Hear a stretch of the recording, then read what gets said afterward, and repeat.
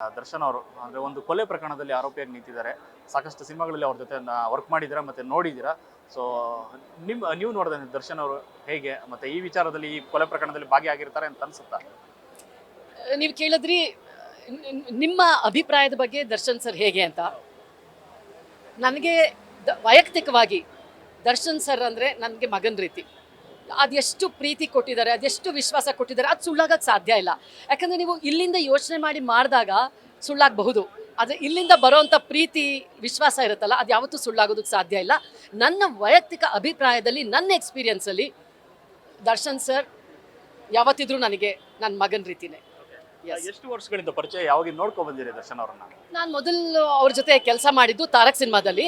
Actually ಸಿನಿಮಾದಲ್ಲಿ act ಮಾಡೋವರೆಗೂ ನನಗೆ Darshan sir ಅಂದರೆ ಇನ್ನೊಬ್ಬರು ಆ್ಯಕ್ಟರ್ ಅಷ್ಟೇ.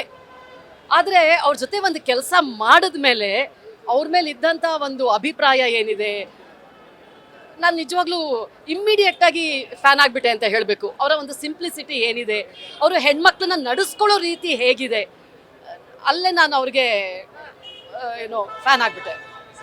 ಒಂದ್ ಕಡೆ ಈಗ ಒಂದು ಮಾತು ಹೇಳಿದ್ರೆ, ಅಂದ್ರೆ ಹೆಣ್ಮಕ್ಳಿಗೋಸ್ಕರ ಅಂದ್ರೆ ತುಂಬಾ ಗೌರವ ಕೊಡ್ತಾರೆ ಮತ್ತೆ ಅಂತ, ಆ ಗೌರವನೇ ಮತ್ತೊಂದು ಏನೋ ವಿಚಾರ ಇಲ್ಲಿ ತನಕ ತಂದು ನಿಲ್ಸಿದೆ ಅಂತ. ಯಾಕಂದ್ರೆ ಪವಿತ್ರ ಗೌಡರಿಗೆ ಒಂದು ಮಾಡಿದಂತ ಮೆಸೇಜ್ ಆಗಲಿ, ಒಂದಷ್ಟು ಫೋಟೋಸ್ ಆಗಲಿ, ಕೊಲೆ ಪ್ರಕರಣ ತನಕ ಬಂದಿದೆ ಅಂತ ಅನ್ಸುತ್ತೆ.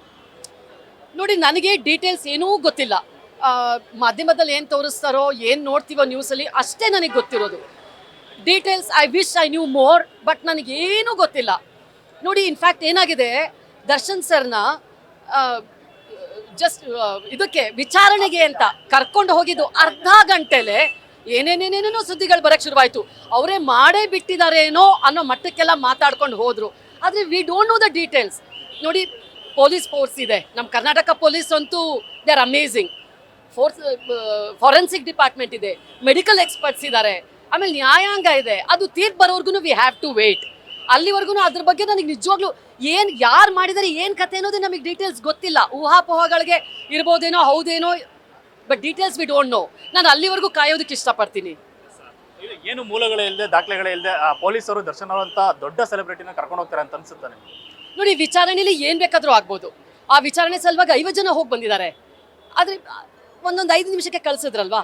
ಇವಾಗ ನಮ್ಮ ಸ್ಯಾಂಡಲ್ವುಡ್ ಇಂಡಸ್ಟ್ರಿನಲ್ಲೇ 2-3 ವರ್ಷದ ಹಿಂದೆ ಡ್ರಗ್ ಕೇಸಲ್ಲಿ ಎಷ್ಟೊಂದು ಜನರಿಗೆ ಪಾಪ ಆಡಮಾರ್ದು ಮಾತೆಲ್ಲ ಅಂದು ಏನೋ ಮಾಡಿ ಎಲ್ಲ ಒಳಗಡೆ ಹೋಗಿ 3 ತಿಂಗಳದ್ದು ಹೊರಗಡೆ ಬಂದಾಗ ಕ್ಲೀನ್ ಚಿಟ್ ಸಿಕ್ಕಿದೆ ಅವ್ರಿಗೆ. ಅವರಿಂದ ಏನು ಅಪರಾಧನೇ ಆಗಿಲ್ಲ, ಅವ್ರು ಅದಕ್ಕೆ ಇನ್ವಾಲ್ವ್ಮೆಂಟೇ ಇಲ್ಲ ಅಂತ ಬಂದಿದೆ. ಅಷ್ಟರಲ್ಲಿ ಬೈ ಚಾನ್ಸ್ ನಾವು ಅವ್ರ ಬಗ್ಗೆ ಕೆಟ್ಟದಾಗಿ ಮಾತಾಡಿ ಅವರ ಒಂದು ಗುಣನ, ಅವ್ರ ಕ್ಯಾರೆಕ್ಟರ್ನ ನಾವು ಹಾಳು ಮಾಡಿದರೆ ಅದಕ್ಕೆ ಹೊಣೆ ಯಾರಲ್ವಾ? ಅದು ಬರೋವರೆಗೂ ಸ್ವಲ್ಪ ಕಾಯಬೇಕಲ್ವಾ ಅನ್ನೋದು ನನ್ನ ಅಭಿಪ್ರಾಯ. ಯಾಕಂದರೆ ನಾವು ನ್ಯಾಯಾಂಗಕ್ಕೆ ಗೌರವ ಕೊಡಲೇಬೇಕು. ನೋಬಡಿ ಈಸ್ ಅಬೌವ್ ಲಾ. ಅದು ಗೌರವ ಕೊಟ್ಟಾಗ ನಾವು ಸುಮ್ಮನಿರಬೇಕು, ಅದು ಬರೋವರೆಗೂ. ಆಮೇಲೆ ಮಾತಾಡ್ಕೊಳ್ಳಿ, ಇವರು ಅವ್ರ ಅಭಿಪ್ರಾಯಗಳನ್ನ ತಿಳಿಸ್ಕೊಳ್ಳಿ. ಅದು ಬರೋಕ್ಕೆ ಮುಂಚೆನೇ ಈಗ ಆಗೇ ಬಿಟ್ಟಿದೆ, ಆಗೇ ಇದೆ, ದಟ್ ಈಸ್ ರಾಂಗ್ ಅಂತ ನನಗನ್ಸುತ್ತೆ. ಯಾವುದೋ ಒಂದು ಘಟನೆ ಆಗ್ತದೆ ಅಂತಂದ್ರೆ ಒಳ್ಳೇದು ಕೆಟ್ಟದ್ದು ಎರಡು ನೋಡಿದ್ರೆ, ಒಂದು ಜೀವ ಹೋಗಿರೋದು ದೊಡ್ಡ ವಿಷಯನೇ ಆಕ್ಚುಲಾಗಿ. ಸೊ ಇದೇ ಕೆಲಸ ಬೇರೆ ಯಾರು ಮಾಡಿದ್ರೆ ಅದನ್ನ ನೋಡೋ ರೀತಿ ಬೇರೆ ಇರ್ತದೆ. ಎಲ್ಲೋ ಒಂದ್ ಕಡೆ ಸ್ಟಾರ್ ಆಗಲಿ ಈ ಥರ ಮಾಡಿದ್ದಾರೆ ಅನ್ನೋ ಕಾರಣಕ್ಕೆ ನೀವು ಮಾಡ್ತಿರೋಂಥ ವಿಚಾರನ ಆದರೆ ಎಷ್ಟೋ ಇಂಡಸ್ಟ್ರಿ ಸಾಕಷ್ಟು ಜನ ಅದನ್ನ ಸಮರ್ಥಿಸ್ಕೊಳ್ತಾ ಇದ್ರೆ ಅನ್ನೋ ಮಾತಿದೆ. ಆ ಥರ ರಿವ್ಯೂಸ್ ನಿಮಗೂ ಬಂತ ಅಂತ?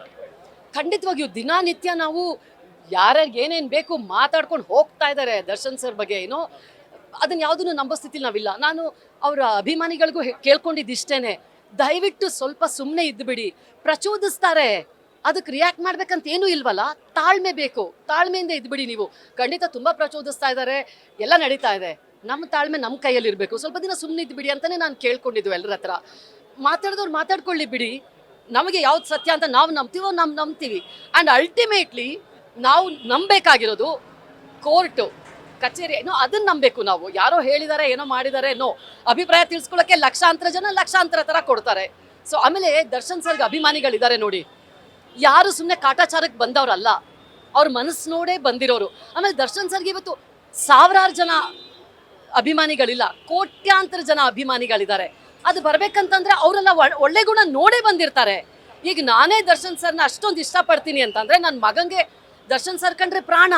ಏನೋ ಒಂದು ಅಂಶ ಇರಬೇಕಲ್ವಾ ಅಲ್ವಾ? ಈಗ ನನಗೆ ಕೋಟ್ಯಾಂತರ ಅಭಿಮಾನಿಗಳಿಲ್ಲ, ನಿಮಗಿಲ್ಲ, ಯಾಕೆ ದರ್ಶನ್ ಸರ್ಗೆ? ಅವರೆಲ್ಲ ಗುಣ ಇದೆ, ಒಂದು ಪವರ್ ಇದೆ. ಸೊ ಹಾಗಾಗಿ ಅದನ್ನ ಅಲ್ಲಗಳಿಯಕ್ಕೆ ಆಗಲ್ಲ. ಮತ್ತೊಂದು ಕಡೆ ಇಂಡಸ್ಟ್ರಿ ಅವ್ರು ಏನಂತಂದ್ರೆ, ನಮ್ಮ ನಟ ನಮಗೆ ಸಾಕಷ್ಟು ಹೆಲ್ಪ್ ಮಾಡಿದ್ರೆ ಅನ್ನೋ ಕಾರಣಕ್ಕೆ ಅವ್ರು ಮಾಡಿರೋ ಕೆಲಸ ಸಮರ್ಥಿಸ್ಕೊತಿದ್ದಾರೆ ಅನ್ನೋ ಮಾತು. ನೋಡಿ, ನಾನೇ 2 ಸಿನಿಮಾದಲ್ಲಿ ಒಂದು 5-6 ದಿನ ಅವ್ರ ಜೊತೆ ಆ್ಯಕ್ಟ್ ಮಾಡಿರೋದಕ್ಕೇನೆ ನನಗೆ ಅವ್ರ ಮೇಲೆ ಇಂಥ ಅಭಿಪ್ರಾಯ ಇದೆ. ಅವ್ರು ನನ್ನ ನಡೆಸ್ಕೊಂಡಂಥ ರೀತಿ, ಅವರು ನಿಜವಾಗ್ಲೂ ಹೃದಯದಿಂದ ಅಮ್ಮ ಅಂತ ಕರೆದಂಥ ರೀತಿ, ಅವ್ರ ಜಾಗ ಬಿಟ್ಟು ಅಲ್ಲಿ ಸೈಡಲ್ಲಿ ಕುತ್ಕೊಂಡು ನನಗೆ ಚೇರ್ ಕೊಟ್ಟಿದ್ರು ಕುತ್ಕೊಳ್ಳೋಕ್ಕೆ. ನನಗೆ ಒಂದು 4-5 ದಿನದಲ್ಲಿ ಆಗಿರೋ ಎಕ್ಸ್ಪೀರಿಯನ್ಸಲ್ಲೇ ನನಗೆ ಇಷ್ಟೊಂದು ಹೃದಯ ಮುಟ್ಟಿದೆ ಅಂದರೆ, ಅವ್ರು ಲಕ್ಷಾಂತರ ಜನರಿಗೆ ಹೆಲ್ಪ್ ಮಾಡಿದ್ದಾರೆ, ತುಂಬ ಜನರಿಗೆ ಹೆಲ್ಪ್ ಮಾಡಿದ್ದಾರೆ. ಹಾರ್ಟ್ ಸರ್ಜರಿ ಆಗ್ಬೋದು, ಓದಿಸೋದಕ್ಕಾಗ್ಬೋದು, ಪ್ರಾಣಿ ಪಕ್ಷಿಗಳಿಗಂತೂ ಎಲ್ರಿಗೂ ಗೊತ್ತೇ ಇದೆ. ಝೂನೇ ಅಡಾಪ್ಟ್ ಮಾಡ್ಕೊಂಡಿದ್ರು ಅವರು. ಇಷ್ಟೆಲ್ಲ ಕೆಲಸ ಮಾಡಿರೋಂಥ ವ್ಯಕ್ತಿ ಮೇಲೆ ಯಾರಾದ್ರೊಬ್ರು ಹೆಲ್ಪ್ ಮಾಡಿದ್ದಾರೆ ಅಂತ ಅಂದರೆ ಒಂದು ಗ್ರ್ಯಾಟಿಟ್ಯೂಡ್ ಇದ್ದೇ ಇರುತ್ತಲ್ವಾ. ಆ ಕೃತಜ್ಞತೆನ ಬಿಟ್ಟು ಬದುಕಿದ್ರೆ ನಾವು ಮನುಷ್ಯರಲ್ಲ. ಆಮೇಲೆ ನಾನು ಈ ಕೃತ್ಯದ ಬಗ್ಗೆ ಮಾತಾಡೋಕ್ಕೆ ಹೋಗ್ತಾ ಇಲ್ಲ. ಇಲ್ಲಿ ಅಪರಾಧಿನೋ ನಿರಪರಾಧಿನೋ ಯಾವುದೂ ನಾನು ಮಾತಾಡೋಕ್ಕೆ ಹೋಗಲ್ಲ ತೀರ್ಪು ಬರೋವರೆಗೂ. But as a person Darshan sir ಅದ್ರ ಬಗ್ಗೆ ನಾನು ಮಾತಾಡ್ತೀನಿ. ಅವ್ರ ಬಗ್ಗೆ ನನಗೆ ಯಾವತ್ತೂ ಹೆಮ್ಮೆ ಇದೆ, ಗೌರವ ಇದೆ, ಪ್ರೀತಿ ಇದೆ, ವಿಶ್ವಾಸ ಇದೆ, ಅದಿರುತ್ತೆ, ಯಾವತ್ತಿಗೂ ಇರುತ್ತೆ. ದರ್ಶನ್ ಅವ್ರ ಜೊತೆ ಸೇರಿದಂತ ಈಗ ಆರೋಪಿಗಳು ಅಥವಾ ಗ್ಯಾಂಗ್ ಅಂತಾನೆ ಹೇಳ್ತಾರೆ, ಎಲ್ಲೋ ಒಂದ್ ಕಡೆ ದುಡುಕ್ಬಿಟ್ರ ಅಂತ. ಯಾಕಂದ್ರೆ ಕಾನೂನಾತ್ಮಕ ಹೋಗಿದ್ರೆ ಅವ್ನ ಮೇಲೆ ರೇಣುಕಾ ಸ್ವಾಮಿ ಮೇಲೆ ಏನಾದ್ರೂ ಒಂದು ಆಗ್ಬೋದಾಯ್ತು. ಬಟ್ ಜೀವನ ತೆಗೆ ಒಂದು ಮಟ್ಟಿಗೆ ಹೋಗಿತ್ತಲ್ಲ. ಎಸ್, ಆ ವಿಚಾರದಲ್ಲಿ ನಾನು ಒಪ್ಕೊಳ್ತೀನಿ. ಈ ಕೃತ್ಯ ಏನಿದೆ ಓವರ್ ಆಲ್ ಅದಕ್ಕೆ ನಿಜವಾಗ್ಲೂ ವಿಷಾದ ಇದೆ. ಇದು ನಡಿಬಾರ್ದಾಗಿತ್ತು. ನಮ್ಮ ಕನ್ನಡ ಮಣ್ಣಲ್ಲಿ ಈ ಒಂದು ಕೃತ್ಯ ಖಂಡಿತವಾಗಿಯೂ ನಡಿಬಾರ್ದಾಗಿತ್ತು. ಅದು ಯಾರು ಮಾಡಿದಾರೋ ಏನಾಗಿದೆಯೋ ಅದು ಸೆಕೆಂಡ್ರಿ. ಬಟ್ ಅದು ನಡೆದಿರೋದೇ ಎಸ್ ಖಂಡಿತವಾಗಿಯೂ ವಿಷಾದ ಅಂತ ನನಗೆ ಅನಿಸುತ್ತೆ. ಅದರಲ್ಲಿ ಸಂಶಯನೇ ಇಲ್ಲ. ನಾನು ಒಬ್ಳು ತಾಯಿ, ನನಗೂ ಇಬ್ಬರು ಮಕ್ಕಳಿದ್ದಾರೆ. ಆ ನೋವು ಅರ್ಥ ಆಗುತ್ತೆ.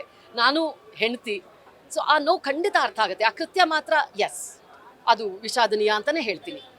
ಬಹಳ ಮುಖ್ಯವಾಗಿ ನೀವು ಮಹಿಳೆ ಆಗಿರೋದ್ರಿಂದ ಸಾಕಷ್ಟು ಸಾರಿ ಅಂದರೆ ಸಿನಿಮಾದವರು ಅಥವಾ ಯಾರೋ ಫ್ಯಾಷನ್ ಮಾಡ್ಲಿಂಗ್ ಅಲ್ಲಿ ಇರುವಂಥ ಹೆಣ್ಮಕ್ಳಿಗೆ ಸಾಕಷ್ಟು ಯಾವುದೋ ಒಂದು ಫೋಟೋ ಹಾಕಿದ್ರೆ ಬಟ್ಟೆ ಆಗಲಿ ಮತ್ತೊಂದಾಗಲಿ ಕಮೆಂಟ್ಗಳು ಜಾಸ್ತಿ ಇದೆ. ಈಗಿನ ಒಂದು ಸೋಷಿಯಲ್ ಮೀಡಿಯಾ ಇದರಲ್ಲಿ ಯಾವ ಮಟ್ಟಿಗೆ ಹೆಣ್ಮಕ್ಳ ರಕ್ಷಣೆ ಅನ್ನೋದು ಬಹಳ ಮುಖ್ಯವಾಗಿ ಬೇಕಾಗಿದೆ.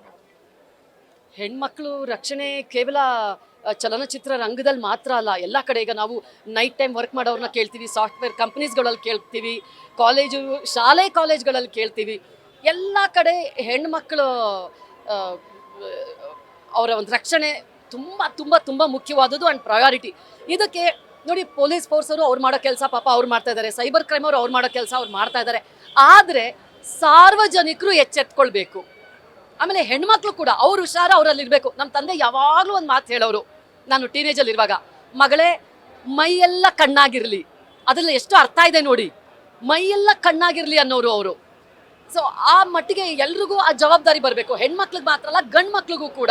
ಈಗ ನನ್ನ ತಾಯಿಗೇನೆ, ನನ್ನ ಅಕ್ಕನೇ, ನನ್ನ ತಂಗಿನೇ, ನನ್ನ ಹೆಂಡ್ತಿನೇ ಈ ಥರ ಆದರೆ ಅನ್ನೋ ಮನೋಭಾವ ಎಲ್ರಿಗೂ ಬರಬೇಕು. ಅಲ್ಲದೆ ಹೋದರೆ ನಮ್ಮ ಸಮಾಜ ಸುಧಾರಣೆ ಆಗಲ್ಲ. ಅದು ಬಹಳ ಇಂಪಾರ್ಟೆಂಟ್. ನಮ್ಮ ಪಾಪ ಪೊಲೀಸ್ ಫೋರ್ಸ್ ಎಷ್ಟೇ ಕಷ್ಟಪಡ್ಬೋದು, ಬಟ್ ಈ ಪಾಪ್ಯುಲೇಷನ್ಗೆ ಇದಕ್ಕೆ ಪ್ರತಿಯೊಬ್ಬರು ಆ ರೆಸ್ಪಾನ್ಸಿಬಿಲಿಟಿ ತಗೊಂಡಿಲ್ಲ ಅಂದರೆ ತುಂಬ ಕಷ್ಟ ಆಗುತ್ತೆ. ದರ್ಶನ್ ಅವ್ರನ್ನ ಕೊನೆಯದಾಗಿ ಯಾವಾಗ ಭೇಟಿ ಆಗಿದ್ರಿ? ಅಯ್ಯೋ, ನಿಜವಾಗ್ಲೂ ಹೇಳಬೇಕು ಅಂದರೆ ಈ ಪ್ರಕರಣ ಆಗೋದಕ್ಕೆ ಕರೆಕ್ಟಾಗಿ 10 ದಿನ ಮುಂಚೆ ಅವ್ರನ್ನ ಭೇಟಿ ಮಾಡಿದ್ದೆ. ನಾವು ಫ್ಯಾಮಿಲಿ ಜೊತೆ ಮೈಸೂರಿಗೆ ಹೋಗಿದ್ವಿ. ಸೊ ಅಲ್ಲಿ ಹೋಟೆಲಿಂದ ಹೊರಗಡೆ ಬರುವಾಗ ಆಕಸ್ಮಿಕವಾಗಿ, ಆಮೇಲೆ ನಾನು ನನ್ನ ಮಗನಿಗೆ ಹೇಳ್ತಾ ಇದ್ದೆ, ಸರ್ ನನ್ನನ್ನು ಗುರ್ತಿರಲಿಲ್ಲ ಕಣೋ, 7 ವರ್ಷ ಆಗಿದೆ, ಮರ್ತ್ಬಿಟ್ಟಿರ್ತಾರೆ ಅಂತ.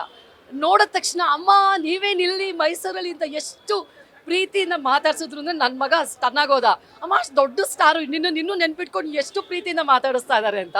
ಬಟ್ ಅದಾಗಿ 10 ದಿನಕ್ಕೆ ಇದಾಗಿದ್ದು ನಿಜವಾಗ್ಲೂ ದುರದೃಷ್ಟ ಅಂತ ಹೇಳಬೇಕು. ನನಗಿನ್ನೂ ಯಾಕೋ ಒಳಗಡೆ ಅನಿಸುತ್ತೆ ಇದು ದರ್ಶನ್ ಸರ್ ಮಾಡಿರ್ಲಿಕ್ಕಿಲ್ಲ ಅಂತ. ಬಟ್ ಎಲ್ಲ ಕಾಯೋಣ, ನ್ಯಾಯಾಂಗ ತೀರ್ಪು ಕಾಯೋಣ. ಅದಕ್ಕೆ ಯಾವ ಸಿನಿಮಾ ನಡೆಸಿದ್ದೀರಿ ಅಂತ ಕೇಳಿದ್ರೆ ತಾರಕ್ ಸಿನಿಮಾ ಹೇಳಿದ್ರೆ, ತಾರಕ್ ಅಂದ ತಕ್ಷಣ ಈಗ ನೆನಪಾಗಿದೆ ಡೆವಿಲ್ ಕಾಂಬೋ ಎಗೇನ್ ಒಟ್ಟಿಗಿರುವಂಥ ಸಿನಿಮಾ. ಸೊ ಆ ಸಿನಿಮಾದಲ್ಲಿ ನಡೆಸ್ತಾ ಇದ್ರ. ಮತ್ತೆ ತಾರಕ್ ಸಂದರ್ಭದಲ್ಲಿ ದರ್ಶನ್ ಅವರು ಮತ್ತೆ ಇವ್ರು ಇದ್ದಿದ್ದರಿಂದ, ಪ್ರಕಾಶ್ ಅವರು ಇದ್ರಿಂದ ಹೇಗಿರ್ತಾ ಇತ್ತು?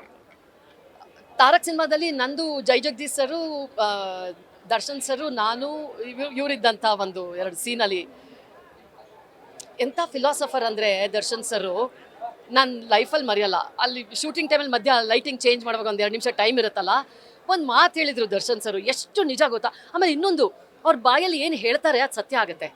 ಸೊ ಅವ್ರು ಅವಾಗ ಒಂದು ಮಾತು ಹೇಳಿದರು, ಅಮ್ಮ ನಾನು ಚಿಕ್ಕ ವಯಸ್ಸಿಂದ ಇದಾಗಬೇಕು ಅಂತ ಕನ್ಸ್ಕೊಂಡ್ರೆ, ಅಂದರೆ ತುಂಬ ಆಸೆಯಿಂದ ಅದನ್ನು ಇಚ್ಛಿಸಿದ್ರೆ ಅದು ನಡೆಯುತ್ತೆ, ಟ್ರೈ ಮಾಡಿ ಅಂತ ಹೇಳಿದರು. ಅಂದರೆ ಆ ಯೋಚನೆಯಲ್ಲಿ ಕಲ್ಮಶ ಇರ್ಕೂಡ್ದು, ನೀವೇನೇ ಅಂದ್ಕೊಂಡ್ರು ಅದು ಸಿಗುತ್ತೆ, ಅದು ಸಾಧನೆ ಮಾಡ್ಬೋದು ಅಂತ ಒಂದು ಕಿವಿ ಮಾತು ಹೇಳಿದರು ಅವರು.